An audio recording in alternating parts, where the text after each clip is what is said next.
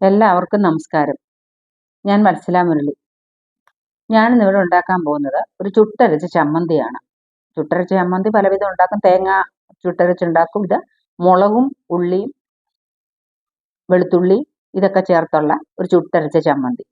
പണ്ട് കാലങ്ങളിൽ നമ്മൾ അടുപ്പിലായിരുന്നു ഇട്ട് ചുട്ട് നമ്മൾ ഉണ്ടാക്കുമായിരുന്നു. ഇപ്പം അടുപ്പില്ലല്ലോ. അതുകൊണ്ട് നമുക്ക് ഇത് ഞാൻ കാണിച്ചു തരാം എങ്ങനെ ഇത് ചുട്ട് ചമ്മന്തിയാക്കുന്നതെന്ന്. അതിന് വേണ്ട സാധനങ്ങൾ ഞാനൊരു 7 ഉണക്കമുളക് എടുത്തിട്ടുണ്ട്. ഇച്ചിരി ചുവന്നുള്ളി എത്ര വെച്ചാലും ഇത് രുചിയാണ്. പിന്നെ ഒരു 4-5 വെളുത്തുള്ളിയുടെ ചുവ ഇഷ്ടമില്ലാത്തവർക്ക് 2-3 അല്ലി ചേർത്താൽ മതി. വെളുത്തുള്ളി ശരീരത്തിന് ഏറ്റവും ഗുണമുള്ള സാധനമല്ലേ, വെളുത്തുള്ളിയും ചുവന്നുള്ളി.